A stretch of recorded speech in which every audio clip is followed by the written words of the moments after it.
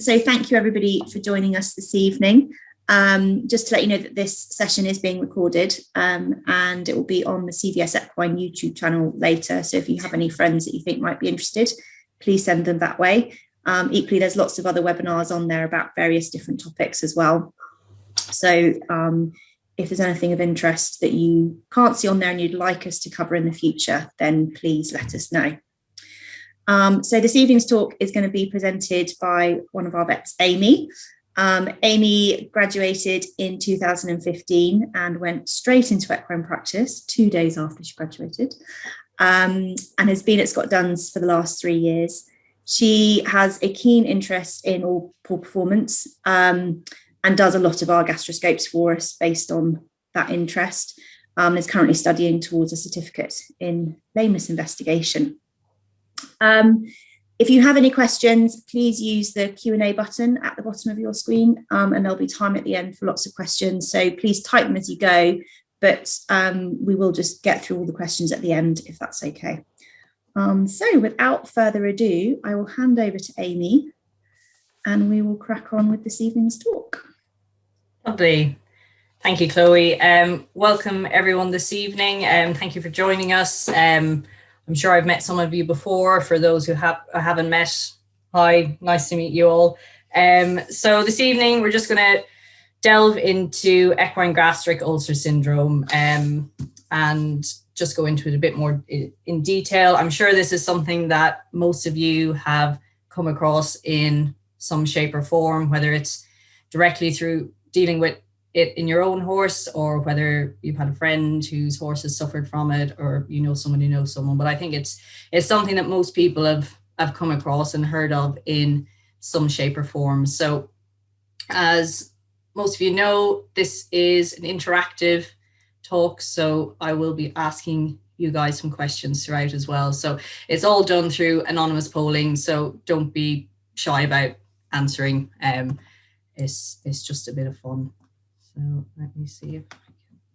So I'm just going to start off with this. So this is one of the papers I referenced throughout the talk, and it's consensus that was published in the Veterinary Internal Medicine Journal in 2015. And it states that equine gastric ulcer syndrome is a general all-encompassing term to describe erosive and ulcerative diseases of the stomach consistent with the use of the term peptic ulcer disease in man. So anyone that suffered from a peptic ulcer, I'm sure you can sympathize with what our equine friends are going through. So then just to run through the different topics that we're going to cover. So we'll start with the basics and just go through and get an understanding of the anatomy of the stomach and how it functions. Moving on to causes, symptoms, which are pretty varied. We're then going to look at the two main classifications of ulcers, diagnosis, treatment and management, and then at the end, there'll be some time to answer the questions you guys submit. So if you think of questions as I'm going through, just type them into the box and submit them, and we can get to them at the end. So why not start with the first question? So what is the capacity of the equine stomach? So we have 2 to 5 litres, 8 to 15, or 30 to 40. So we'll give you guys a chance to vote.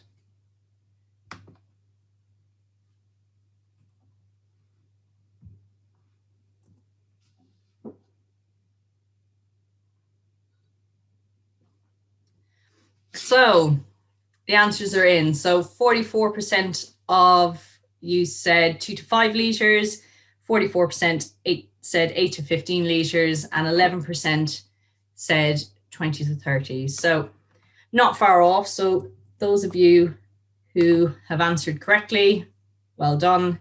It is in fact 8 to 15 litres. So this 8 to 15 litres, this comprises around 10% of the entire equine gastrointestinal tract. So in relation to the rest of their gastrointestinal tract, it's quite small.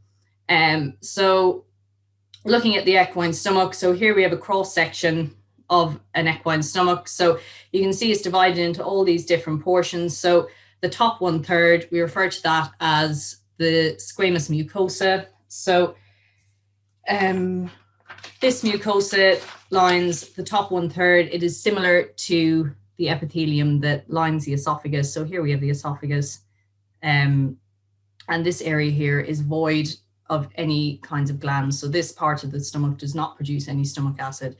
It's divided here in the middle by this border here called the margo plicatus, and this divides your squamous portion, so your portion with no glands, from your glandular portion. So this is the lower 2/3, this darker section here. And this is the region that houses your glands that produce your hydrochloric acid, your pepsin, your bicarbonate, and also mucus. So as well, so your food comes in the esophagus, comes down, meets. So this area here is constantly producing stomach acid. Then it moves back through to your pyloric region. This is your pylorus here, which is the exit of your stomach. And then we start to enter your small intestine. So that's everything I've covered there. As well, so when we're referring to the location of ulcers and their appearance, so we'll often refer to these different landmarks in order to describe where we see the ulcers. So you may hear us referring to the lesser curvature, which is this curve of the stomach here, and then our greater curvature, which is this side here. So this is the same diagram. So we're just going to run through the various conditions within the stomach. So horses are continuous variable acid secretors. So as I said before, food comes in. This is our squamous mucosa. So this is mucosa that doesn't have any glands, doesn't produce any stomach acid. So food comes in to a relatively neutral environment. So remembering that pH of 7 is a neutral environment. So the higher the pH, the more alkaline, the lower the pH, the more acidic. So enters into a neutral environment. As your food moves down, your pH gets lower, and then it moves into your high density liquid here, which has quite an acidic pH of about 1 to 2. So to give you an idea of the conditions, so a starved stomach is more acidic, about 200 times the acidity of vinegar. A fed stomach produces more acid, but this is neutralized when it's met by feed and saliva. So your saliva also contains bicarbonate, which is a buffer to help neutralize your stomach acid. As I said before, the glandular bottom produces acid, so it's constantly acidic in this environment. Your squamous top half, the pH here follows a 24-hour rhythm. So it's normally acidic at nighttime, and it is more neutral in the day as feed is eaten. So the conditions in the stomach, they change depending on the time of day and whether there is the presence of food. So thinking back to when horses were in the wild, they were classed as nomadic grazers, meaning the gastrointestinal tract contained fiber at all times. So they continuously produce hydrochloric acid. So then following this rhythm, normally more acidic at nighttime, usually horses will stop eating in the wee hours of the morning, regardless if they're fed or unfed. And interestingly, ulcers do not form at this time because it follows their natural rhythm. In the wild, they tend to stop eating at these hours as well. So when we have a horse in for a gastroscope, we tend to fast them overnight because this follows the natural 24-hour rhythm. And nighttime starvation does not affect the pH. So question 2, which animal's stomach has the closest structure to that of a horse? So rabbit, camel, or goat? So we have the picture of the horse's stomach. Get you all to get voting. This might come up in a table quiz in the future.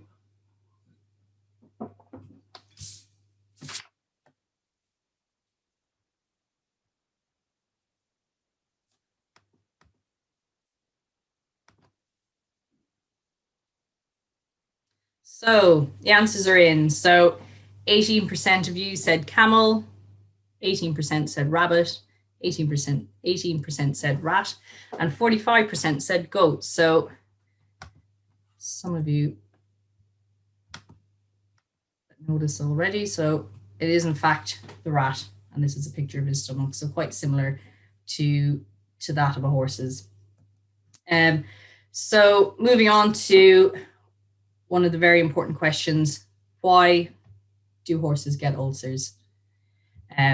So I'm afraid the answer is there is no straightforward answer. It is, in fact, the causes are multifactorial.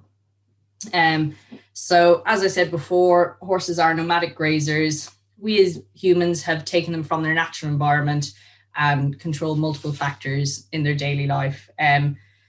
So this includes feeding. So like this little guy here on the side of the hill, he's constantly roaming, constantly grazing.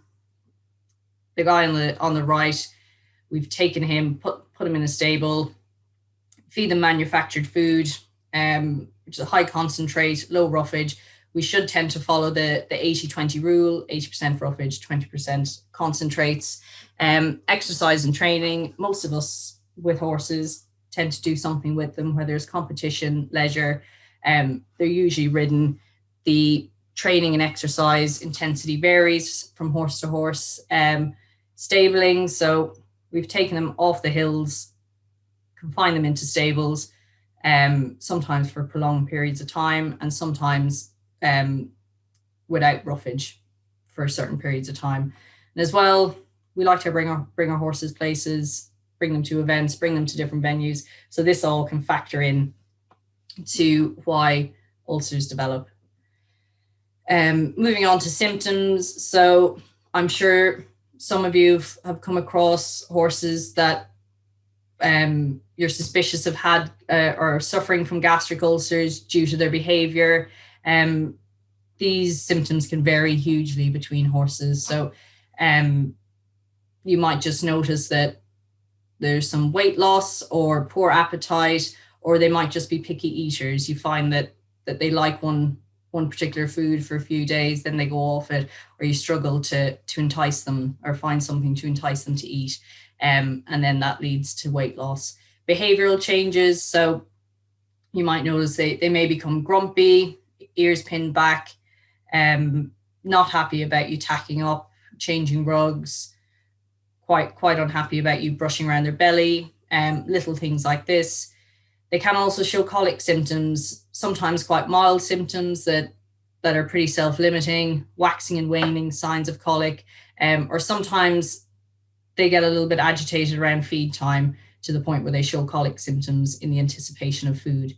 Another thing, poor performance. So this may just be a reduction in their performance ability, something you can't quite put your finger on, or it can be down and out, refusing to go forward, planting themselves on the spot, bucking, rearing, being evasive to any contact with the leg, or shooting off, or erratic behavior under saddle. These can all be symptoms of gastric pain. A dull, starey coat, they've lost their shine, they just look a little bit dull. That can also be a symptom. So it's important to note the severity of symptoms don't necessarily correlate with the intensity of lesions. So a horse that may be suffering from quite mild ulcers may be showing quite dramatic, erratic behavioral changes. So what's bad for one horse is not necessarily the same for another horse. We've seen horses with quite nasty ulcers and have been surprised at how few symptoms they've shown. So it's not the same for every horse across the board. So looking into the different types of ulcers, so there's two main classifications of ulcers. So the most common one that we probably all know a bit about is the equine squamous glandular disease. So as you guessed it, this is a term describing ulcers that we find in the squamous mucosa of the stomach. So back to our diagram here. So this is the top 1/3 of the stomach, in the area that doesn't produce the stomach acid. And this is an example of some quite nasty ulcers that we found in this region. The lesser known, lesser understood classification of gastric disease, gastric ulcers are glandular gastric disease. So these are ulcers that occur in the glandular portion of the stomach, the portion that's constantly exposed to stomach acid.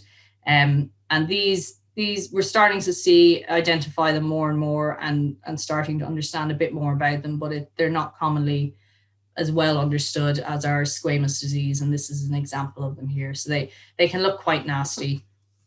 So we'll start off with the more common ones. So the squamous gastric disease or squamous ulcers, they've various terms, but I'll be referring to them as squamous ulcers. So, so this disease of the squamous mucosa is caused by acid. This results in hyperkeratosis. So that's the lay down of extra keratin cells that give a yellow appearance. Also erosions and ulcerations. So many of the risks of development of squamous disease relate to factors that allow or promote a more acidic environment and increase exposure of squamous mucosa to acid. So we know this is not the case for the glandular portion, because this mucosa in the glandular portion has protective factors to protect it against the stomach acid, unlike the squamous mucosa. And this is an example here in this diagram. So you can see these squamous ulcers. The top lighter halves are squamous mucosa. The line in the middle, we have our marga plicatus, and the darker mucosa at the bottom, this is our glandular mucosa. We can see the little pool of acid sitting at the bottom here. So factors that increase the exposure of this mucosa to acid and increase the acidity in the stomach. So training, increased concentrates, and non-ad lib forage, or horses going for long periods over 6 hours without access to forage. So excessive exposure of the squamous mucosa results from the acidic gastric contents being pushed up by increased abdominal pressure associated with gaits faster than a walk. So ones that are quite predisposed to this are your race horses. So here you have a diagram of an empty stomach, and if you think a horse at gallop, everything is being pushed forward, and then the stomach acid is sloshing up and then causing ulceration of your squamous mucosa. So a study was done into horses undergoing 6 weeks of sprint training. And these horses were found to have a 30% greater increase in gastrin, which is one of your gastric enzymes, after feeding versus their uncontrolled counterparts. So these horses in training were producing 30% more stomach acid than horses that were just living out in the field. So when we talk about the severity of these type of squamous ulcers, we tend to class them on a grade of 0 to 4. 0 being nice, healthy, pink epithelium, no signs of any hyperkeratosis. So here we have an example of it here. All looks well, and this is classified as a normal stomach. The same pretty much goes for grade 1. So the mucosa here, you can still see it's all intact, and there's a small area here. So this is the yet more yellow portion. Grade 2, you start to see these little small single multifocal lesions. And then grade 3, we get into the quite nasty ones where they're quite erosive. And the same goes for grade 4. So the grade 4 and the most extreme ones they can have. But anything up to grade 2, depending on clinical symptoms, grade 2 can be considered normal if there are no sign of clinical disease. On the other hand, we have seen horses with quite severe behavioral changes and exhibit quite erratic behavior, and we just find grade 2 ulcers. So depends on the symptoms if they're clinically significant. So moving on to our gastric glandular ulcers. So there's a limited understanding compared to the squamous mucosa. So the pathophysiology and factors that have been proposed to contribute to the spontaneous development of these type of ulcers is the breakdown in the mucosal defense mechanisms.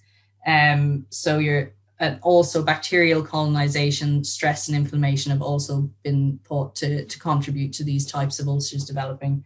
So the prevalence of glandular gastric disease, so the ulcers in our glandular portion, is pretty variable and may in part be depend upon breed and performance discipline, amongst other factors. In general, glandular gastric disease prevalence appears to be higher among sport horses and warm blood show jumpers compared to that of other breeds and disciplines.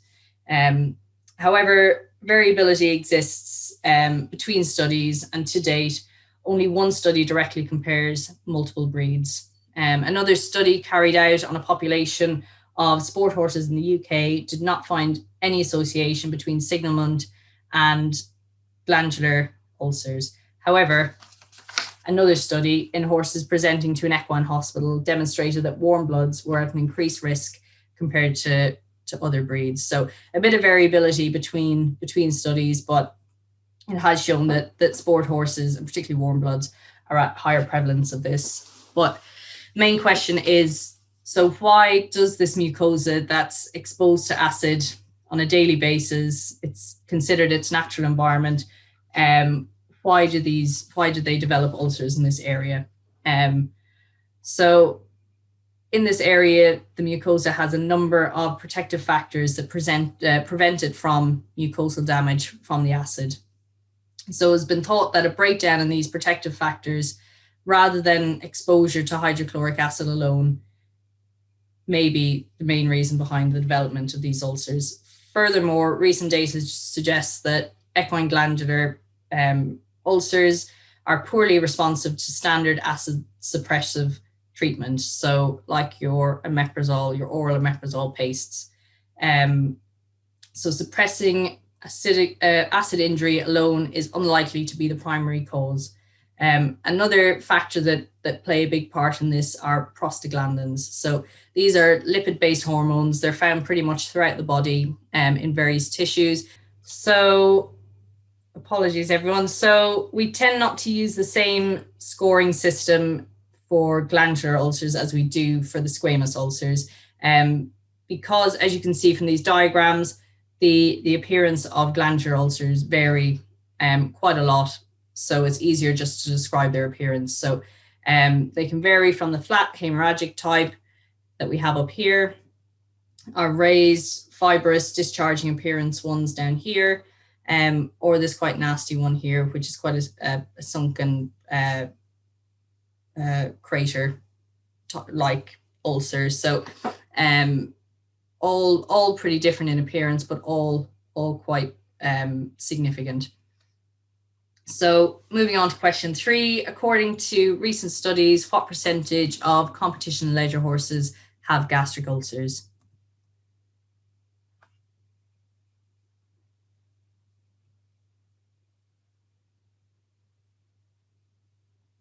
So 25%, 45%, 60%, or 80%.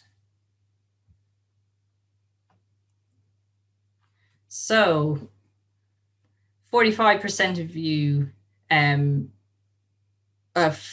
of you said 45%, 30% said 60%, and 20% said 80%. So not far off. So the correct answer is 60%, which is quite a lot. So moving on to diagnosis. So gastroscopy remains the gold standard for diagnosis. It's the only way to differentiate between squamous ulcers and glandular ulcers. So here we just have a picture of our equipment. So we use a 3.5 meter long endoscope, video endoscope, which we can watch on our screen here. Light sedation.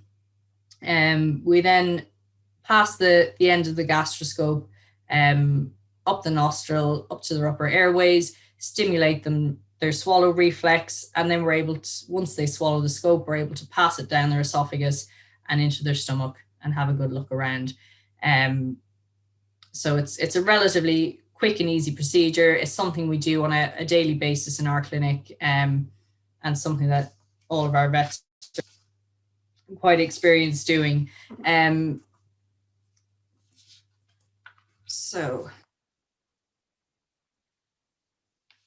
as I said, it's the only way to differentiate between the two different types of ulcers. So in order to be able to see everything we need to see in their stomach and get a good look at everything. We need to fast them for 8 to 16 hours, sometimes a little bit longer if they're on a hay-based diet.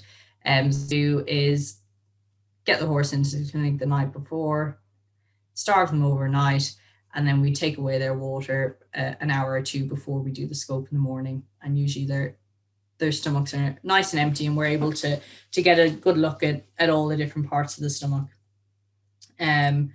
So other tests that some of you may have heard about, one being a fecal occult blood test. So this is a test that we can do to test their feces, and it tests for trace or broken down blood in their droppings. It is relatively cheap and easy to do. A study into it in 2014 tested it in thoroughbred horses and concluded it was pretty unreliable for the detection of gastric ulcers.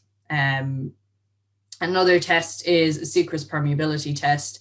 Again, there haven't been any studies into this since 2016, and one study by O'Connor in Houston have deemed it pretty unreliable. So gastroscope remains the mainstay and the gold standard for diagnosing the types and severity as well.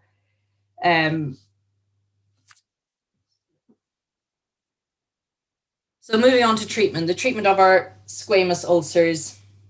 The aim for treatment really is decrease acid production by inhibiting proton pumps that produces hydrochloric acid. So the main drug that we use to inhibit these proton pumps inhibitors is omeprazole. So the goal is the suppression of acid would then allow ulcers to heal.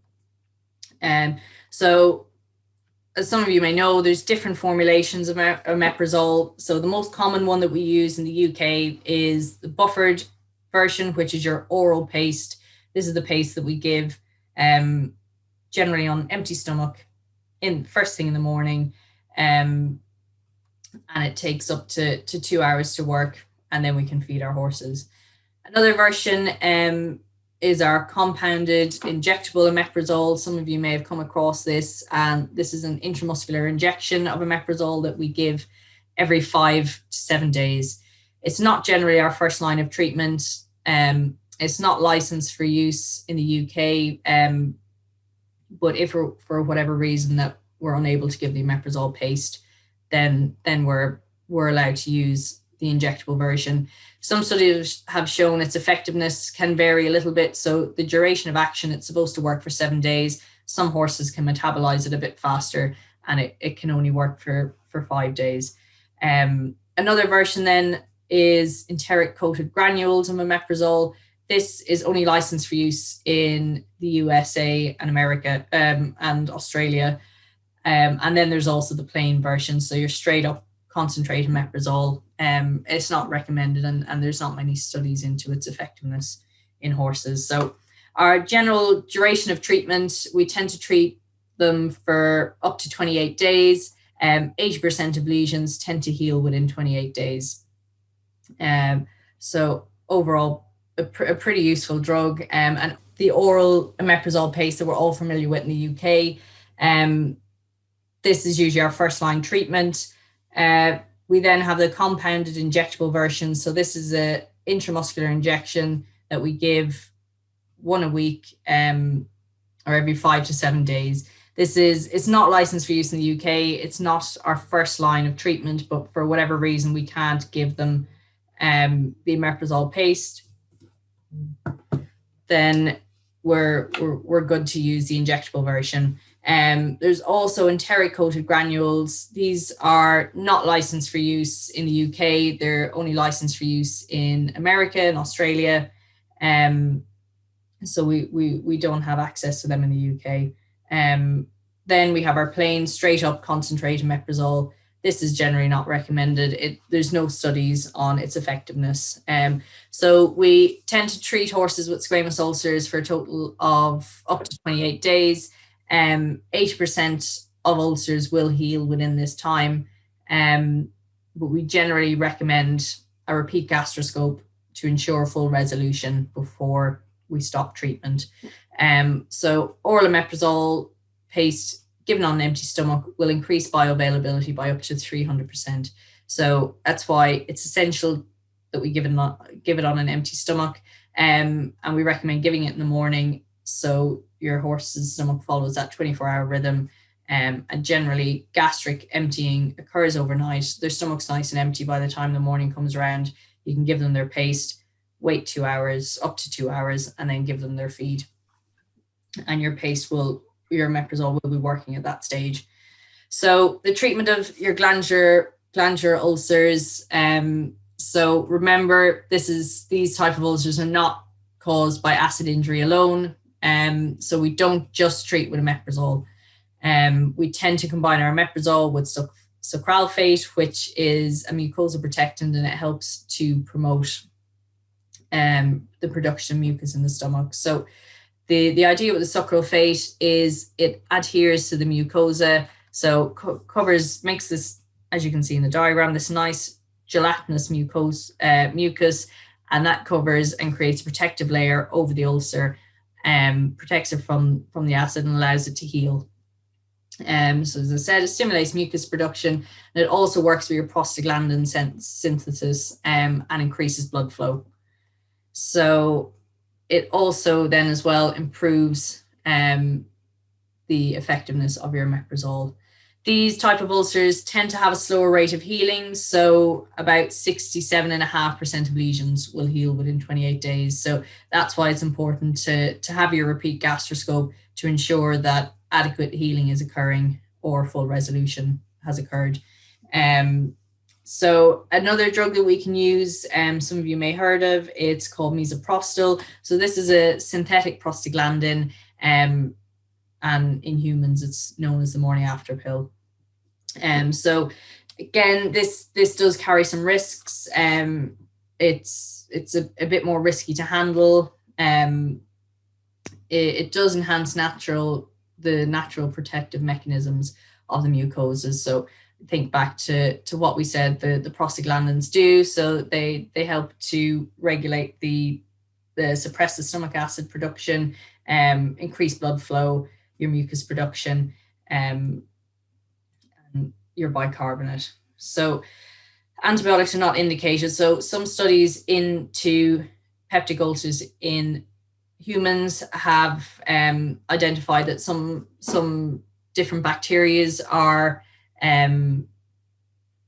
cause or play into the fact that these ulcers develop. Studies have shown that this is not the case in horses. So antibiotics are not indicated generally in the treatment for gastric ulcers. So another thing that plays a big factor into treatment and then ensuring the ulcers don't come back after resolution is management. So ensuring your horse has access to ad lib hay, or they don't go for longer than 6 hours without forage. So ensuring good quality roughage, reduce your concentrates. So aiming to feed a high fat, high fiber diet, avoiding sugar and starch. A good way of getting calories into horses without having to give them the bulk is adding oil. For example, corn oil, you can give a minimum of 45 mils up to 100 mils daily. And this is a good way of getting the calories in without the bulk of the feed. Other non-pharmaceutical treatments. So if your horse has been in for a gastroscope, your vet may send you home with a gastric supplement or recommend a particular type of gastric supplement for you to start your horse on as maintenance as well. So ingredients to look for in your gastric supplements, your main ones are your pectin and lectin complexes. These increase total mucus concentration in the gastric contents. Also combine this with your magnesium hydroxide and your Saccharomyces. Saccharomyces is a type of yeast which is used in brewing. So ensuring that these ingredients are in your gastric supplement is essential. Also ensuring that they've got antioxidants and they're multivitamins as well. Another thing that can help really is stress reduction. So if your horse is in regular exercise, ensuring they have a minimum of 2 days rest a week. Allowing free movements, so turnout versus stabling. Each horse is different. So allowing them to be in whatever environment they're most comfortable with. Some horses would rather be out 24/7. Other horses quite like coming into their stable at nighttime. So you know your horse best. So whatever routine suits their needs. Minimize management changes. So make any changes gradually over time. Same goes for feed. Change feed over around a 4-week period. Minimize changes in companions and carers. So ideally 2 or fewer human carers. Horses can get quite stressed with seeing different new people every day. So they tend to be a lot more relaxed around people they know. If your horse is confined for long periods of the day, sometimes installing a mirror in their stable can help them feel less lonely. They can admire themselves in the mirror. And also putting a mirror in your transport can be another thing that helps. But as well, horse-to-horse contact, tactile contact each day can help reduce stress levels. And even just having the radio on in the stable. Apparently they prefer music over talk radio. So that's it. Thank you all for sticking with us with our technical difficulties. So references, and now there is time to answer your questions. Thank you very much, Amy. That was great. So we've had quite a few questions come in, so I'm going to make a start. So question number 1 is, if my horse has had ulcers in the past, do I need to be careful about giving them bute? So if your horse has had ulcers in the past and they've made a full recovery, a full resolution, and you're pretty certain they're not currently suffering from gastric ulcers at the minute, then bute is pretty safe to give. There has been studies into giving a group of horses a therapeutic dose of bute twice a day for 2 weeks, and it was shown that this did not induce ulcers. However, if your horse already has ulcers and you're feeding bute can cause chemical irritation to existing ulcers. But if you're pretty sure they're not suffering from ulcers, then giving bute will not cause ulcers in a healthy stomach. Great, thank you very much. Another question, if you're riding for about 2 or 3 hours, does your horse need to eat within that time frame? Not whilst you're riding. If you know you're going to be out for a long period of time, we'd recommend feeding some form of short chopped fibre half an hour before you intend to ride. Either whether it's just hay or a handful of chopped chaff is fine. This helps just to line the stomach and prevent that kind of splashing of the stomach acid that we talked about. Brilliant. Is there any association between equine gastric ulcer syndrome in horses and fecal water syndrome? Fecal water syndrome. So I think that's when you sort of have a combination of solid poo and then water around it. Not that I know of. And when they tend to get that liquid expressed with formed feces, that tends to be irritation of the hindgut and kind of absorption issues. It tends not to be related to gastric ulcers.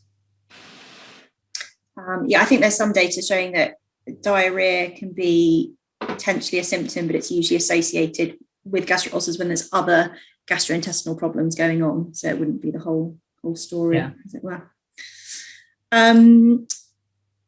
So can horses have more than one type of ulcer going on?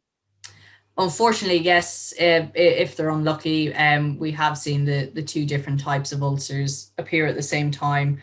And if that happens, we will tailor the treatment plan to cover both types of ulcers. And if they've got glandular ulcers, can they have more than, sort of those different descriptions that you've got? can they have more than one type of those different descriptions of glandular ulcers? Absolutely, yes. Yeah, they can have a variety of different ulcers and different severities throughout their stomach. So we have seen quite particularly nasty ones that have suffered from both and different degrees of severity. So it can happen, I'm afraid. Brilliant. How do you starve a horse that will eat anything when hungry, including shavings, sawdust, the door frame, and straw? So if we're suspicious of this, we tend to muzzle our impatiens overnight. Some of them do manage to sneak a few sneaky flakes of shavings through their muzzle.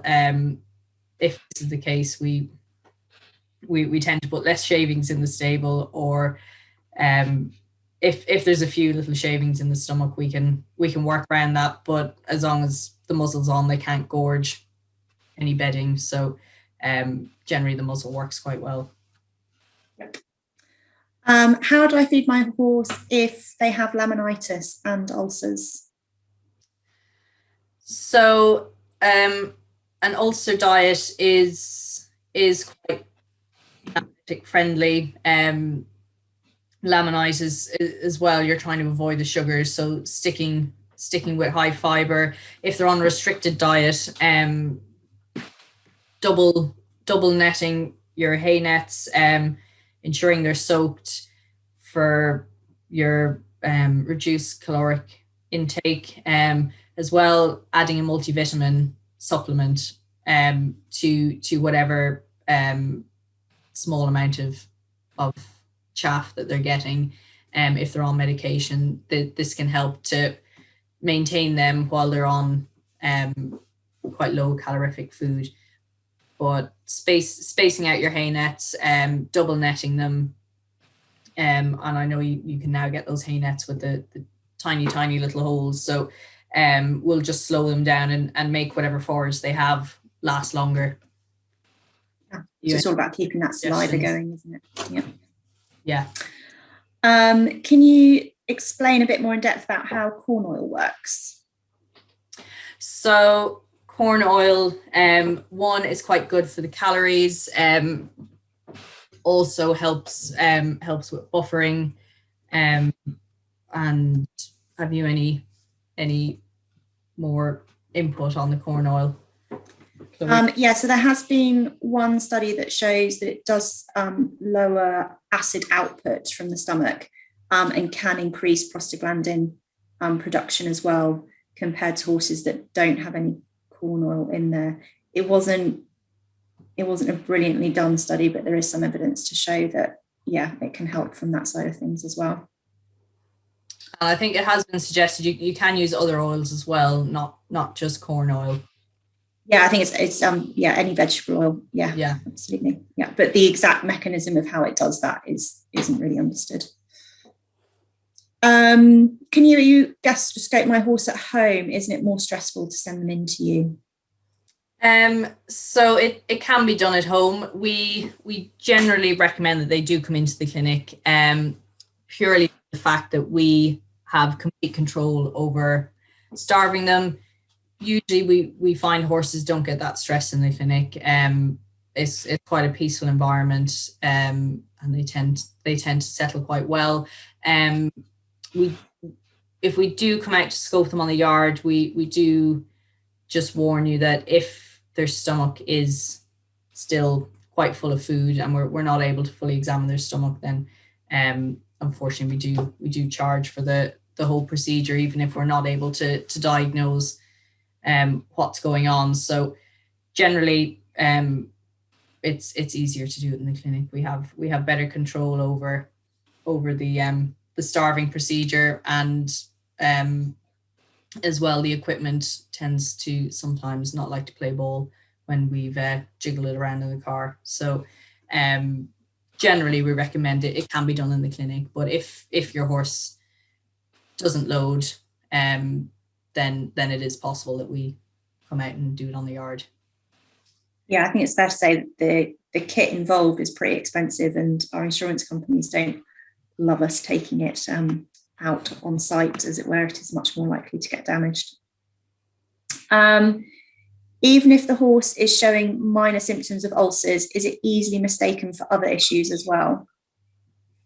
Yes, absolutely. So sometimes with poor performance issues, especially reluctance to go forward, it is a little bit of a process of elimination.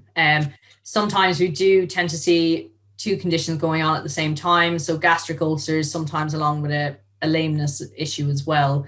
And it has been thought that sometimes the ulcers can develop due to pain, so the stress of pain. So it is something that we do see in conjunction with other poor performance issues, unfortunately. Yeah, like you're saying, sometimes when we treat the ulcers, you've still got the issue left and you have to go back to the drawing board and start again. Yeah. Yes, yeah. Just one more question, unless anyone else has got anything. My friend imported some omeprazole from America, which was much cheaper, and I've been prescribed something that's really expensive. Why can't I get the stuff from America? First of all, if it's come from America, it's unfortunately probably not licensed for use in the UK.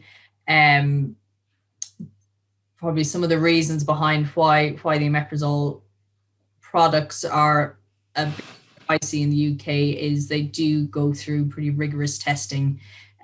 So we can, because of that, we can guarantee their effectiveness. So if products are coming from America, they're probably not licensed for use in the UK, so we probably can't be certain on how effective they are, and can't guarantee that they'll actually work. Yeah, and border control can seize them as well. So yes, that too. Unless you have a special license, which you have to have if you're a vet. But yes, it's a bit frowned upon. Does anybody else have any more questions at all?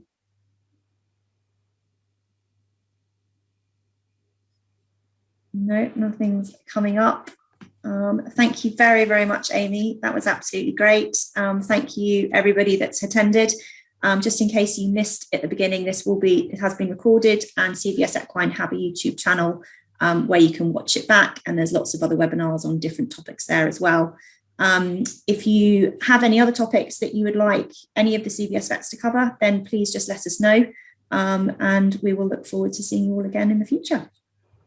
Thank you, everyone.